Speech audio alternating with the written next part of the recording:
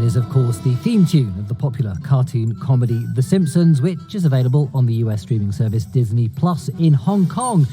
But one particular episode is not online there. In that episode, the Simpsons family visit and satirise China. They go to Beijing's Tiananmen Square, where there's a large sign that reads, "On this site in 1989, nothing happened." That was the year, of course, in which many demonstrators were massacred in Tiananmen Square. The omission of the episode by Disney has added to growing concerns about censorship and self-censorship in Hong Kong. The city introduced a controversial national security law after a series of anti-Beijing protests in 2019, which journalists and artists say has led to freedom of expression being squeezed. Tom Grundy is the editor-in-chief of the Hong Kong Free Press, a not-for-profit news organisation. He's been telling me about the Simpsons episode in question.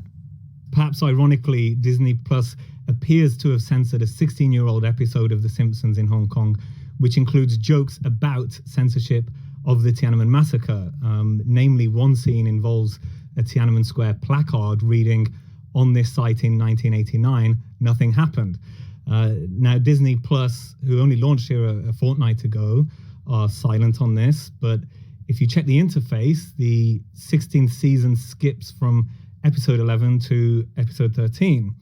And bits of the show are on YouTube, though, and also includes scenes where the family visits the body of Chairman Mao, and you see another character stood in front of a line of tanks, just like in the famous Tankman photo.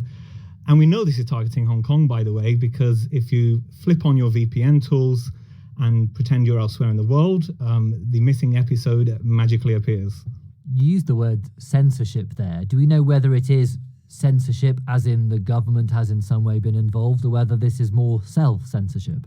Disney Plus are silent on this. We have asked them if they were ordered to do this, but as we know, the massacre has been heavily censored in China for decades. And following the rollout of the Beijing enacted security law in Hong Kong, which the government says has restored stability after the 2019 unrest and protests, it's true to say that there are now strict new censorship rules here governing films.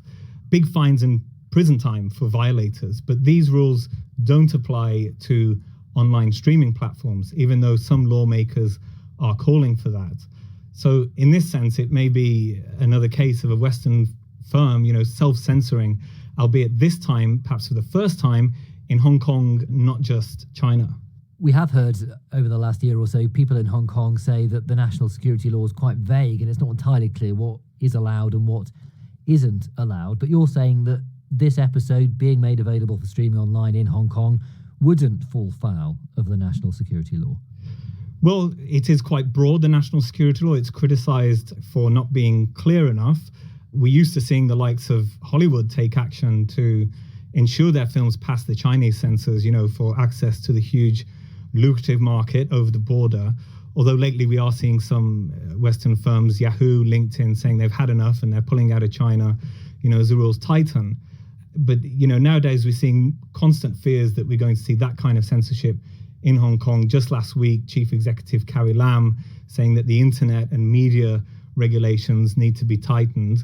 So who knows if this will be expanded to online platforms. But for sure, we know if that's coming, the first topics that are likely to be censored are things like Tiananmen, Tibet, Taiwan, and issues in Xinjiang. What is the situation when it comes to comedy in China more broadly? Does satire go down particularly well?